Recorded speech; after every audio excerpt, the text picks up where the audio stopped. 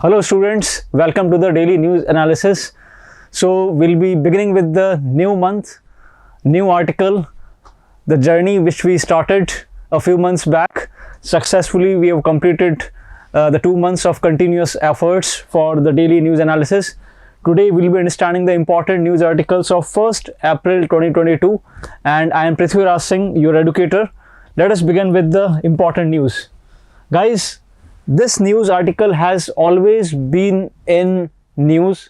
It is about MULLAPERIYARDAM Dam. MULLAPERIYARDAM Dam, very important, and it is a contested issue. It is disputed dam between Kerala and Tamil Nadu.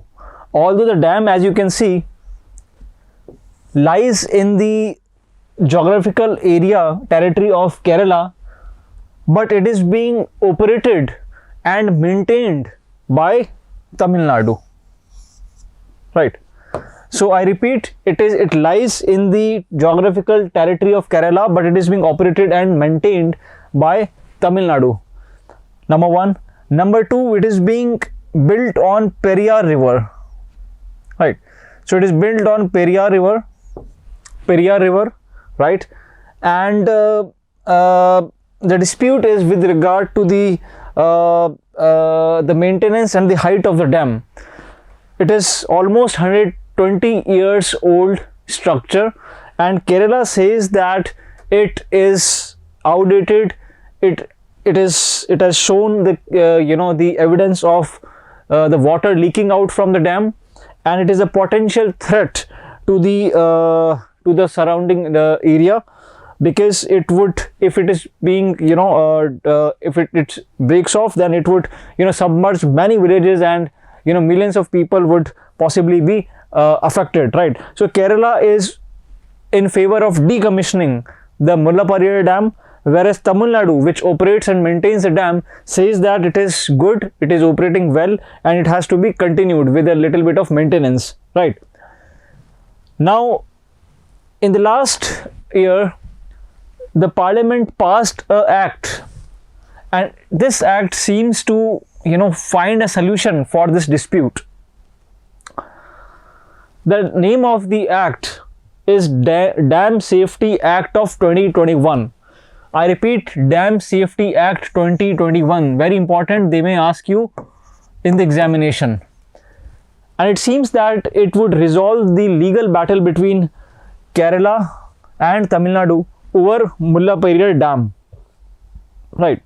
Now, over the excess water which is being leaked, which is leaking from MULLAPERIYAR Dam, it's being it's being released to a dam called as Idukki Dam, right, on Periyar River. So the water that is being leaked or is being leaking from MULLAPERIYAR Dam is being released to Idukki Dam, right? And some part of that is also being used in Periyar Power Station, correct?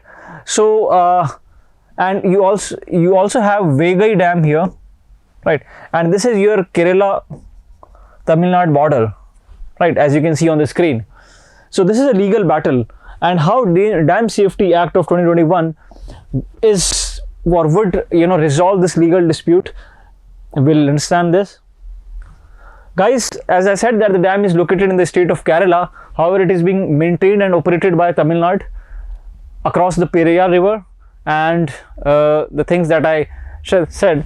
Guys, even in the United Nations report, it was being said that the dam needs to be decommissioned. Why? Because MULLAPERIYAR Dam is located in a seismic activity area. Seismic activity means earthquake prone area, right? So there is a potential possibility of a disaster which may happen, right? And it may risk more than 3.5 million people. Guys, as far as the dispute is concerned, in the Supreme Court order on Thursday, it appointed a committee, and this committee suggested that the height of the MULLAPERIYAR Dam would be 139.5 feet. 139.5 feet is a permissible level, Now both the states have registered their grievances against this permissible level. Tamil Nadu is saying that, I mean, in fact they want that the height to be increased to 142, right? But Supreme Court is saying that the height should be 139, whereas Tamil Nadu is saying that the height should be increased to 142, right? Almost 2.5 feet higher than the permissible level, right? While Kerala wants that the height be be maintained at 139 feet, right? That means it wants a lesser height because of the fear of it being, the water leaking and the potential disaster which may happen in the future, whereas Tamil Nadu is very confident that the height should be increased. Guys, as far as the water as a subject is concerned, it is actually, from the first glance, it looks that it comes under the state subject. Rightly so. Water comes under state list entry 17. At the same time, the regulation of this also comes under the union list, which is entry 56, right? So both entry 17 union list, sorry, entry 17 the state list, my bad. So please make sure, they may ask you that which among the following entries or items in the state list talk about water. So it is entry 17 in the state list, entry 56 in the union list, and article 262, right?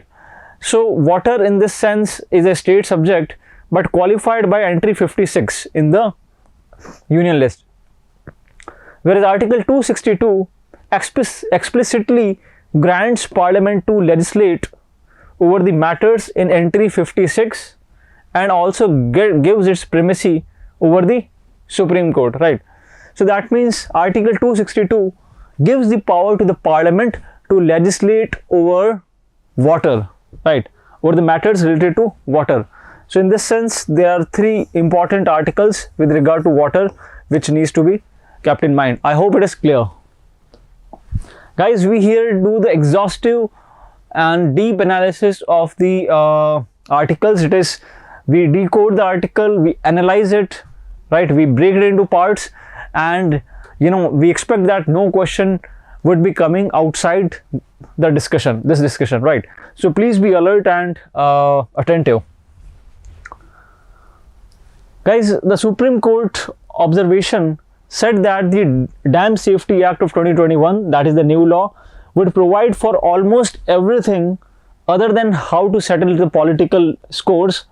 It would definitely resolve the interstate disputes over dams. Why? Because the Dam Safety Act 2021, and the question may be asked, mandates the setting up of two specialized bodies, right? And these would be the statutory bodies. The first is National Committee on Dam Safety, National Committee on Dam Safety, and the other is National Dam Safety Authority, right?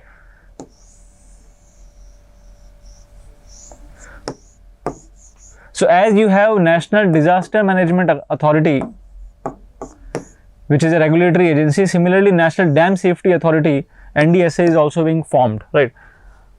And it would ensure that the dams do follow the safety standards, and it would also work on resolution of the disputes between the states, right? So I've already explained the stand of Kerala and Tamil Nadu. So I hope it is clear, and I expect a question on Mullaperiyardam, right? Coming to the next news article, Supreme Court strikes down Tamil Nadu Vania quota, right? Vania, or the traders or the businessmen, as said in North India, they are called as Vaniar, right? Now the Vaniar, in Vaniar there is a community called as Vaniar Kshatriya community, right? Possibly they were the tradesmen of the rulers, erstwhile rulers. So they are called as Vaniar Kshatriya community. Now recently Tamil Nadu, based on the recommendation of its backward class commission, has given 10.5% internal reservation, I stress on the word internal reservation, to Vaniar or Vania Kul Kshatriya community. Guys, Tamil Nadu is one such state where the reservation is 69.5%, way ahead of 50% ceiling given by Indira Sane judgment. Right. However, they justify it as they have kept this provision in 9th schedule of the Constitution. Right. So they have 69.5% reservation, in their state. As far as the bifurcation of it is concerned, as you can see on the screen, this 69% reservation comes from the 1994 Act, and if I do the breakup of the 69%, I'll get that they have the reservation for Christians and Muslims, right? The minorities, Christians and Muslims. 30% reservation is being given to Christians and Muslims. Then MBCs or most backward classes get the reservation of up to 20%. So 30 plus 20, 50. So 50 here itself it is being done, right? Then they have reservation for scheduled caste, which is 18%, and the scheduled tribe, which are very less, 1%, right? So 30 plus 20, 50, plus 18 is 68, plus 1 is 69%, right? So 69% reservation is being given in the state of Tamil Nadu, and they are able to do it because they have kept it in the 9th schedule of the Constitution, right? Now, coming back to the main the news article. Now, the reservation, as I was explaining, the internal reservation which is being given to Vania Kshatriya community is a kind of internal reservation. As I mentioned, as we know that for MBC there is a 20% reservation, right? So within this 20% reservation, 10.5% would be reserved for Vania community, Vania Kshatriya community, right? So within this 10%, within this 20% MBC or most backward class reservation, 10% of the 20% would be reserved for Vania community, right? For example, let's say there are 100 seats in any educational institution. MBC would see 20 seats reserved, right? Now if this act would go ahead, would go well, then Vania community here would see how much? 10.5%, right? So means 2 seats would be reserved for Vania community, correct? As you can see, 10% of 20 instead, right? So in this way, 2 seats would be reserved for the Vania community, right? So this is called as internal reservation. Internal reservation, I hope you are getting my point. I am explaining by giving an example. Internal reservation, that means reservation within reservation, right? So it was being proposed by the Tamil Nadu government to give 10.5% reservation, internal reservation within MBC quota of 20%, right, on the recommendation of the Backward Class Commission of Tamil Nadu, which is being chaired by Justice Retired M. Thani Kachalam, right?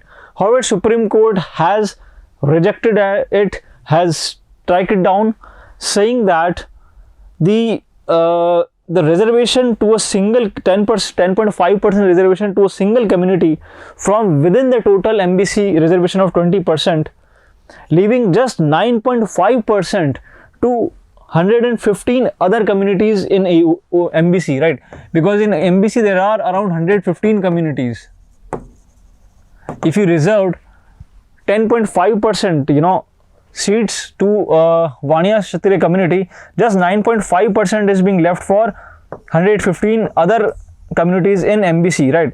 So this was without substantial basis. It is ultra vires, and this was being done by, very important, the Special Reservation Act of 2021. Very important. The Special Reservation Act of 2021, or enacted by the AIADMK government in Tamil Nadu, right? So so this is all about, and the Supreme Court has rejected it, saying that equal laws would have to be applied to all in the same situation, and there should be no discrimination between one person and another. Classification should never be arbitrary, artificial, or evasive, right? I hope it is clear. So the same explanation is being given here.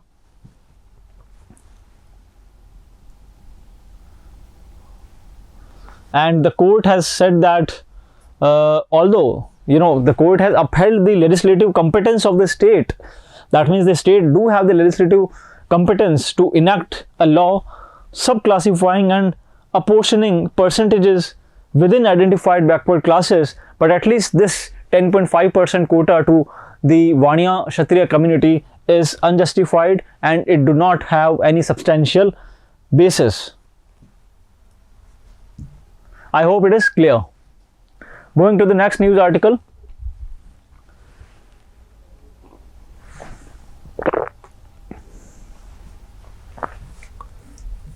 It's about Pancheshwar project.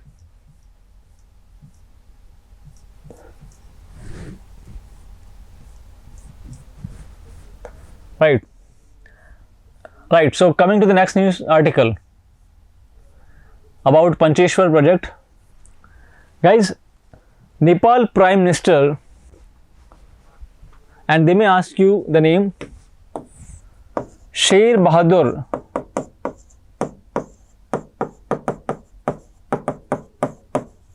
Deuba. So the Nepalese Prime Minister Sher Bahadur Deuba is on India visit, right? And it is his first visit in any foreign country after being appointed as the Prime Minister of the country in the year 2019, right?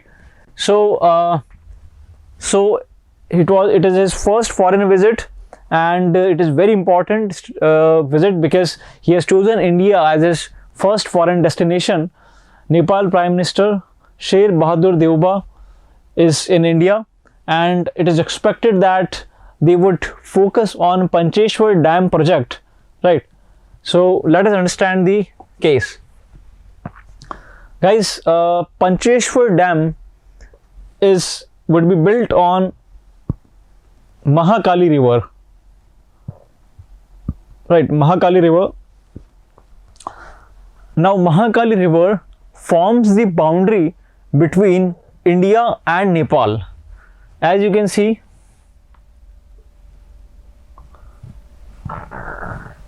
this is your Uttarakhand, this is Nepal, this is in the red, you have the international boundary, and here you have China, right? Now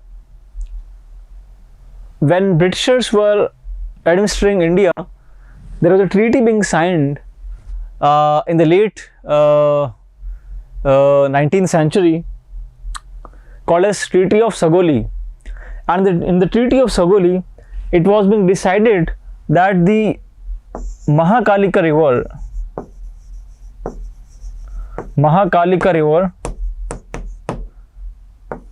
would act as a boundary between Nepal and India, right? So it would act as an international border between Nepal and India, right?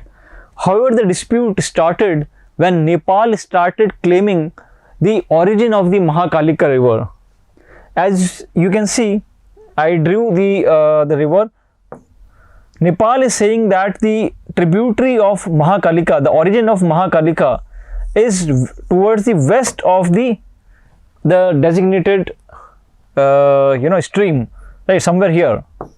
West means you are going towards the west, right?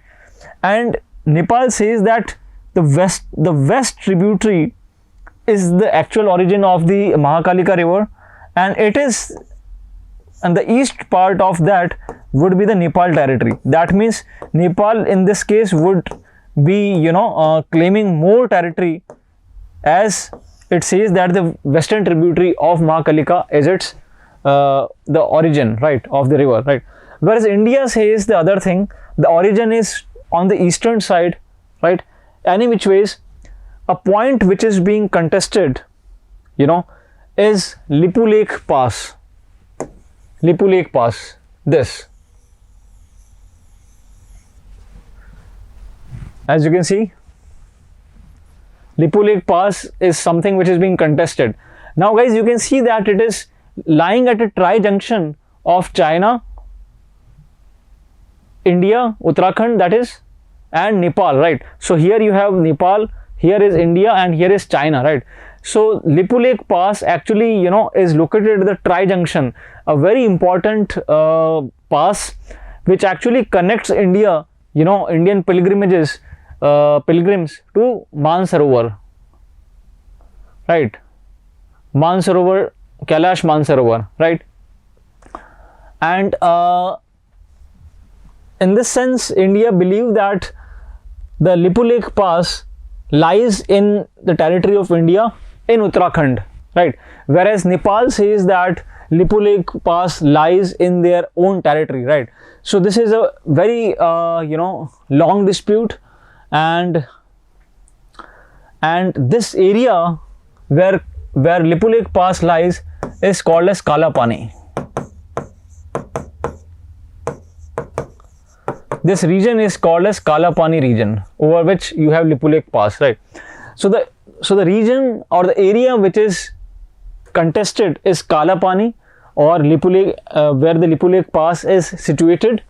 So Kalapani is the disputed area, right? So they may ask you about Kalapani, they may ask you about the Lipulekphpass, about the Mahakali River and the Sagoli Treaty, right? I hope it is clear by this beautiful depiction, right? So guys, we here use as much pictures, as much pictorial representation as possible to make you understand the topic. Now let us understand the issue. Kalapani is around 370 square kilometer area, and it is located at the tri-junction of China, Nepal, India, as we understood. India claims Kalapani, whereas as a part of Uttarakhand, whereas Nepal depicts the area in its own map, right? Guys, after the reorganization of Jammu Kashmir, India, you know, came up with a new map, and it included, you know, Kalapani as its own territory, the area of Uttarakhand, right? Now let us go to the history. The Sagoli Treaty, very, very important, and I expect a question on this. All the students preparing for law, UPSC, state civil services, SSC, very important. Sagoli Treaty. Sagoli Treaty was signed between Nepal and British India in the year 1816, and it decided that Mahakali River or Mahakali River that runs through Kalapani area is the international boundary between the two countries, right? So they may ask you that Mahakali River was being decided as international boundary between India and Nepal under which of the following treaties? So it was Sagoli Treaty of the year 1816. I hope it is clear.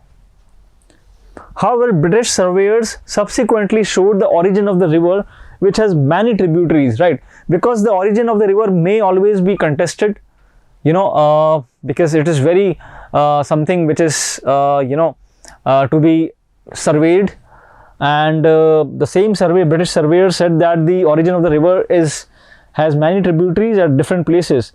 Nepal claims that the river west of the disputed territory is the main river, and so Kalapani falls in their territory, as I explained, and India claims a different origin and includes the area in its own territory, right?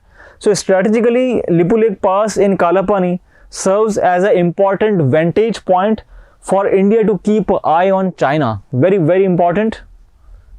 So India can keep an eye on the Chinese movements, right, through Lipulekphpass. So therefore, India do not want to lose this important strategic location. And since 1962, Kalapani has been manned by ITBP or Indo-Tibetan Border Police. Let us go ahead to the second slide. Significance of LIPULEKHPASS: definitely it's being used by the pilgrims, as I said, for the Kailash Mansarovar, and there has also been agreement between India and China. India and China Lipulekh Agreement of 2015, which renewed India's Mansarovar pilgrimage connection, right?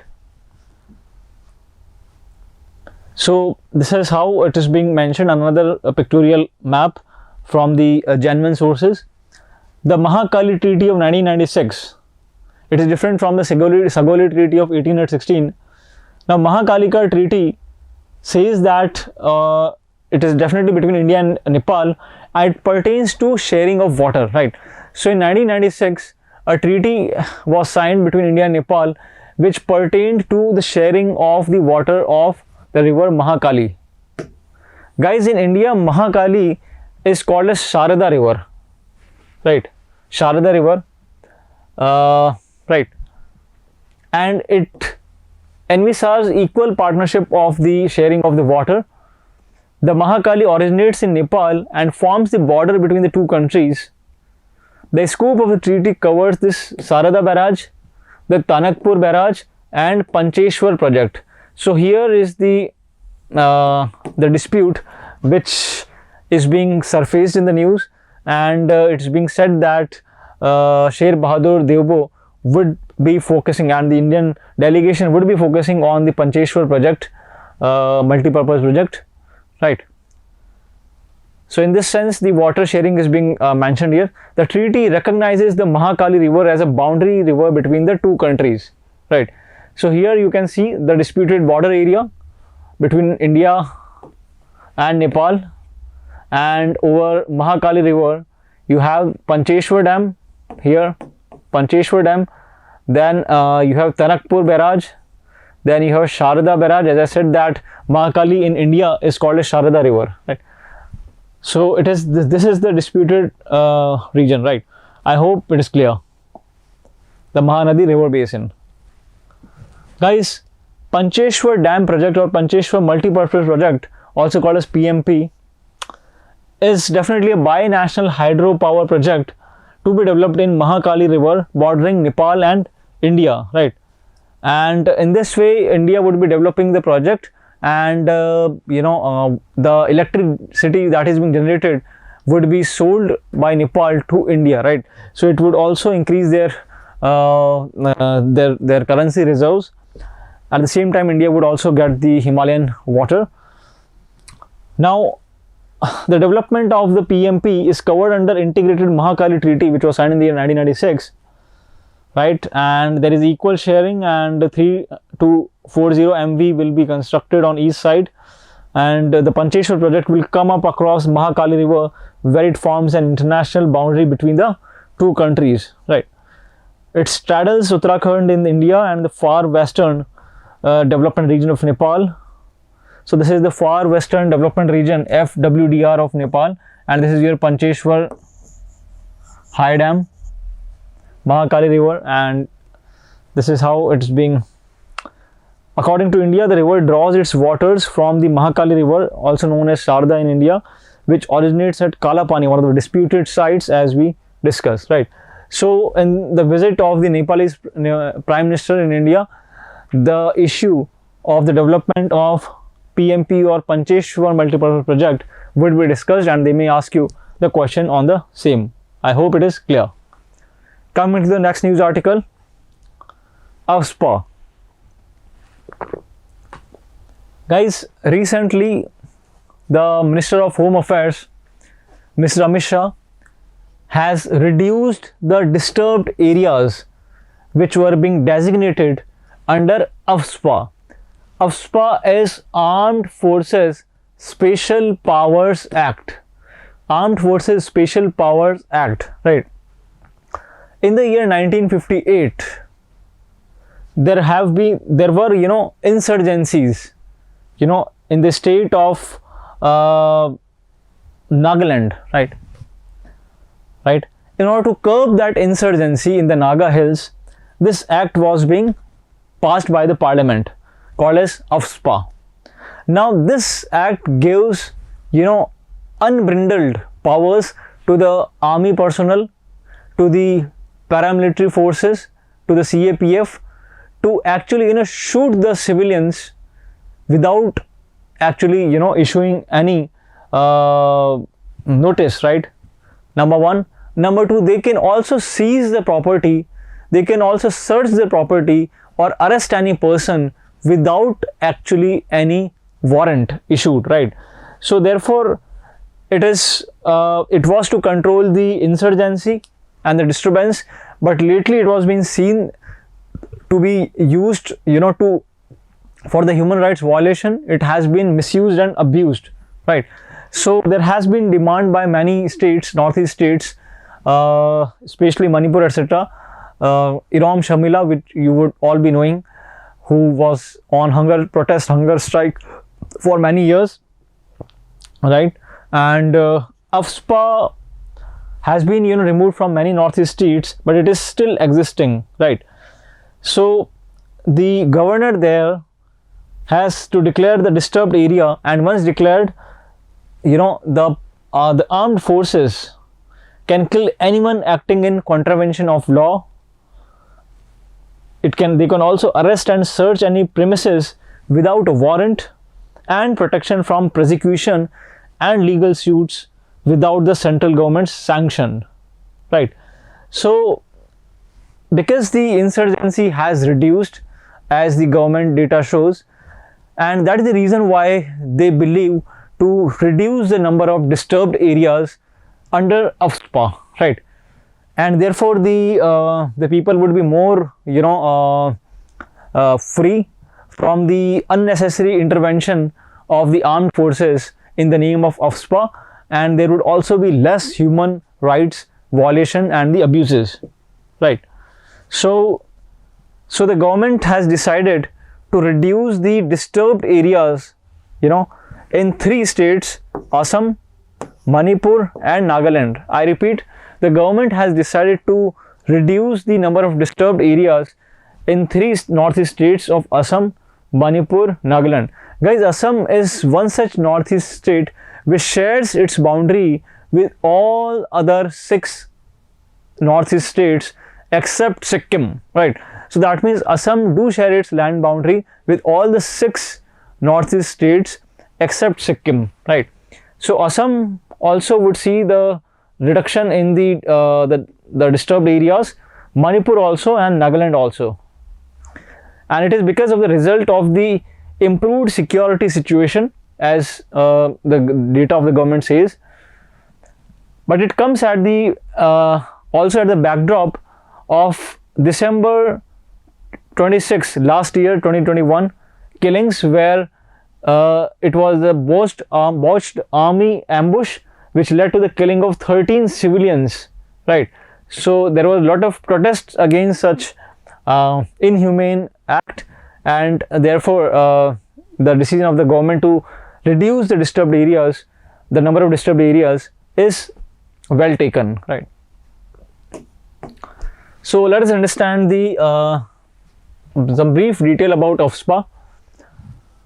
It is Armed Forces Special Powers Act, came into being in the year 1958 to curb the insurgency in the Naga hills,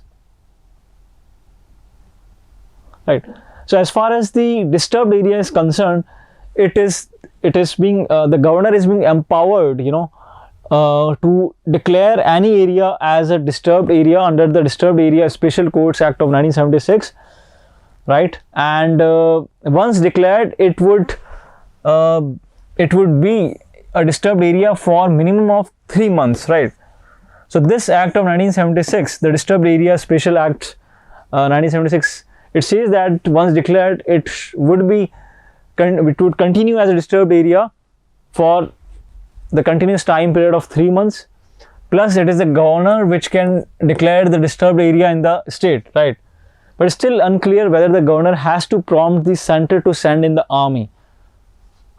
What about the state government's role? The state government, as in Tripura's case, can suggest whether the act is required to be enforced or not, but under the section 3 of the act, their opinion can still be overruled by the governor of the center.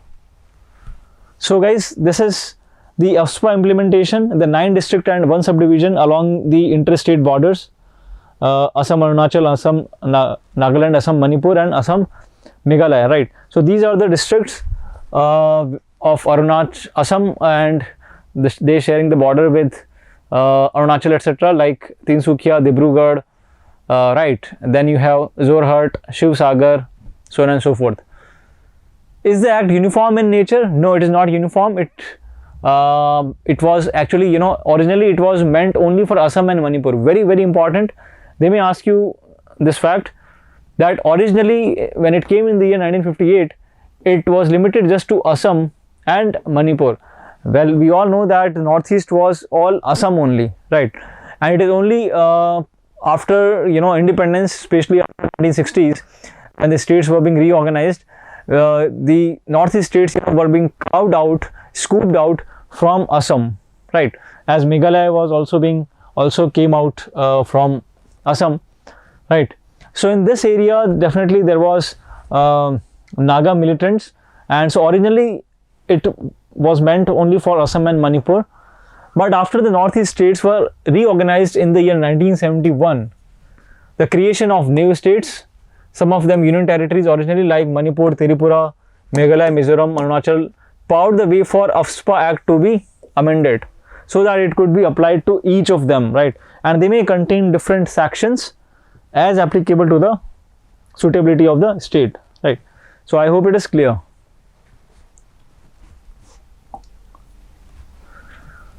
So uprising the Naga Hills. So as I said that it came into effect in the year 1958, and this decision of the Home Ministry or the government is very good, and it would definitely reduce the human right violation under the name of AFSPA.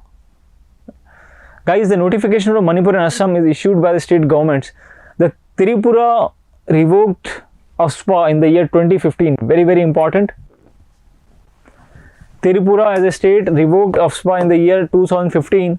Meghalaya was under AFSPA for 27 years until it was revoked by the ministry in the year 2018. So in Meghalaya also it was being revoked.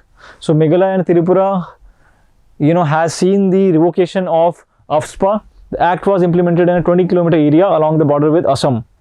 Even Jammu and Kashmir has a separate JK Armed Forces Special Powers Act of 1990, right? Although you just scroll through my previous DNA sessions, or you can search it by the name AFSPA, you will get my previous recordings. We did had a exhaustive, elaborate class over AFSPA. Coming to the next news article on economy. Current account deficit has increased to $23 billion in the third quarter of the financial year 21-22. Right. Now, the current account deficit, also called as CAD, is a part of the international transactions, which is something called as BOP or balance of payment, right? Guys, balance of payment is the international transactions between the resident of a country and from the rest of the world, right? All the international transactions, be it the goods and services, be it the remittances, the net income, the gifts, the foreign aids, the foreign investments, they all are covered under something called as BOP, balance of payment. You possibly would have come across this term when you would be reading the 1991 balance of payment crisis, and how India had to pledge for the loan from International Monetary Fund on the condition that India must open up its economy, and therefore the reforms of liberalization, privatization and globalization were introduced, right? And which ways, so balance of payment is the account of the international transaction between the resident of a country and the rest of the world, right? Now it has two sides, the current side and the capital side, right? In the current side is further divided into the balance of trade and the other parts, right? Guys, the balance of trade balance of trade is nothing but the difference between export and imports. If exports of goods and services, if exports are greater than imports, you are in trade surplus. Why? Because from exports you would be selling your products to the world, right? And you would be earning, right? When you sell, you earn, right? So when the exports are more than the imports, that means you are earning more than you are shelling out, right? I hope it is clear. When the exports are less than the imports, it is called as trade deficit. Guys, we import huge amount of crude oil, and that is the reason why our imports are normally higher than exports, and therefore there is a trade deficit which is always seen, right? Trade deficit, right? So we have understood the trade surplus and the trade deficit, and this is technically called as balance of trade, right? So that is the one aspect of the current account. Now current account deficit is different from the balance of trade in the sense that the balance of trade just talk about the transaction between the goods and services, whereas current account deficit includes not only this.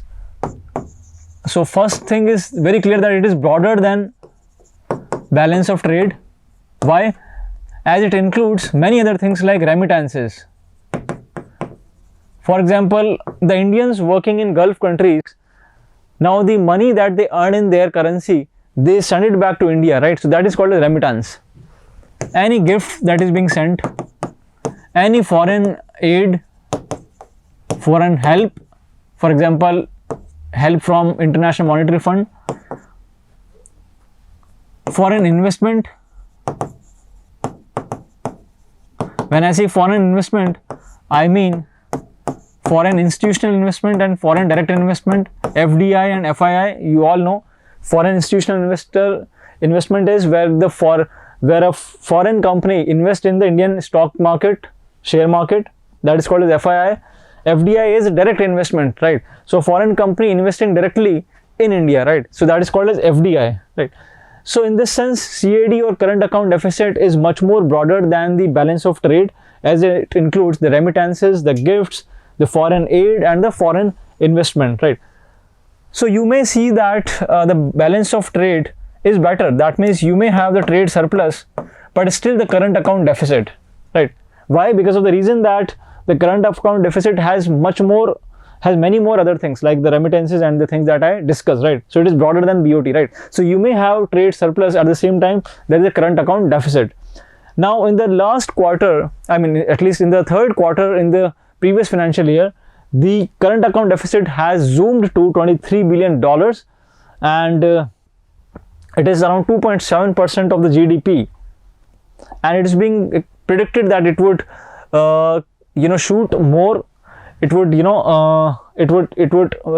increase more in the backdrop of the Russian invasion of Ukraine. So the things that I discussed, although today we have a small balance trade surplus of $0.5 billion at least in the third quarter of the financial year, and with the Ukraine crisis, the current CAD or the current account deficit would increase further, right? So as I said that the current account deficit includes the net income, including interest and dividends, transfers like foreign aid, the remittances, etc. What is current account and how is it different from balance of trade? While the balance of trade measures only the gap in the earnings on exports and imports, as we discussed, the current account factors in payments. I mean, the current account also factors in payments from the domestic capital deployed overseas, right? So for example, Ambani, employing some domestic capital overseas. So that is also being included in the current account deficit. I hope it is clear. Now coming to the editorial page of the Hindu, a very important article over Indio-Nepal relations. Guys, we all know that the Nepalese Prime Minister Sher Bahadur Deuba is on India visit, and It is his first foreign visit and he has chosen India as its foreign destination. So therefore it is a very important, strategically important visit, right? Guys, in the year 2018,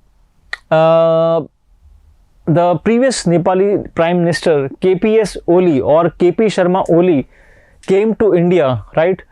Although it was not a good relation, I mean the visit was didn't fade well, but there are huge expectations with the new Prime Minister Sher Bahadur Deuba, right?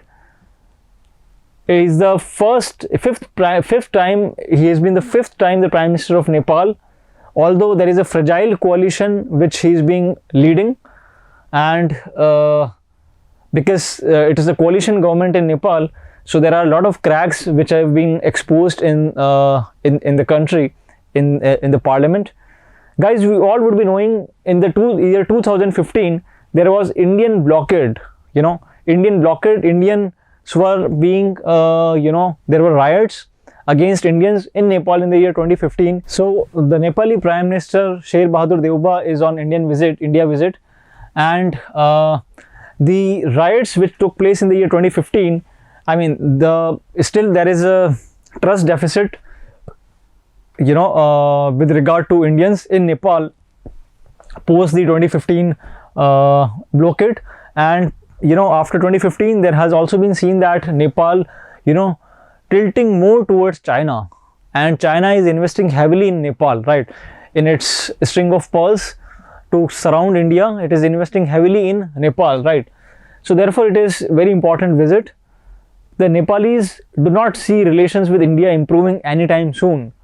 India's refusal to accept the demonetized bills with the Central Bank of Nepal, also called as Nepal Rashtra Bank.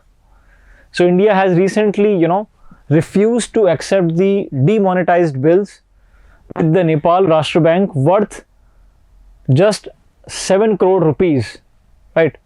Number one. Number two, there is also an unknown fate of the report submitted by Eminent Person Group, EPG, that has also not been properly materialized.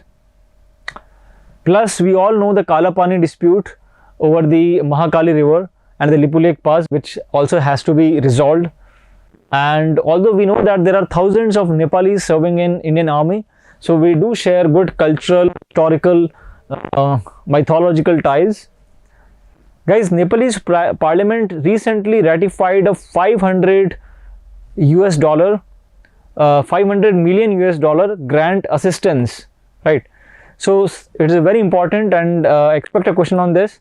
The Nepalese parliament has recently ratified a $500 million grant assistance called as MCC. It stands for Millennium Challenge Corporation, right?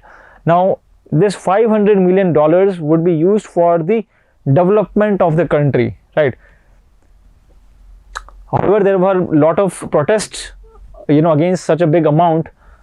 Although India is happy with this, and the offer of other routes, India has also provided the offer of other routes of power transmission as an alternative to MCC, you know, which has confused everyone. India is saying that instead of, you know, investing so much amount, $500 million, we would give you some alternate routes of power transmission where the dams, hydropower projects would be built over your rivers like Mahakali River, the Pancheshwar project, and you can sell the power, electricity to India, and in this way you can earn money, right? So this way is also being offered by the government of India, right? However, Nepal as a country also has in favor of the Security Council resolution against Russian invasion. Not Security Council, it is United Nations General Assembly resolution against Russian invasion in Ukraine. So it voted in favor of that resolution. That means it is against the Russian invasion. Guys, as I said, that the Chinese engagement has been very deep, as seen in the anti-MCC campaign. Even China do not want this $500 million MCC or Millennium Challenge Corporation, right, and investment activities, as it doesn't want in this sense, because it wants that the Nepal be debt ridden country, and it would go into the it would take the help of China, and it would become a ally or dependent of China, right? So very important, we are concerned about the power trade agreements. We are concerned with the hydropower, which is the only source that can manage the peak demand in India. And for India, buying power from Nepal would mean managing peak demand, right? Because we require energy, right? And that could come from the Himalayan rivers, fast flowing Himalayan rivers, over which the hydropower projects can be built upon, right? So therefore, there is a complete rethink which is being required. And also very importantly, BIPA, or Bilateral Investment Promotion and Protection Agreement, which was signed between India and Nepal, needs more attention, from both the sides, right? So although Nepal welcomes Indian investment, lot more things have to be seen, right? Now, recently Nepal has also appointed a seasoned economist, Dr. Shankar Sharma, who was also Nepal's ambassador to the United States, and was responsible for the recalibrated Nepal's relation with United States, right? So this article explores the possibility of the Nepal-India relation, and they may ask you about the Nepali Prime Minister Sher Bahadur Deuba. They may ask you about the MCC Pact or the Millennium Challenge Corporation Pact. They also may ask you about the BIPA, the Bilateral Investment Promotion and Protection Agreement, right? So on and so forth, and definitely the dams, which we discussed in the previous slide, right? So this discussion is all about the same, right? You can just go through this important news article. I hope you enjoyed the session. Stay tuned for such regular sessions on daily basis. We don't compromise on the quality. That's the reason why we dig deep. We give you the deep insight over the important news articles, and it could be beneficial for all the exams, including UPSC, state services, as well as the law entrance examinations. Your educator Prithviraj Singh signing off. Wish you all the best. See you in the next class. Good day. Goodbye.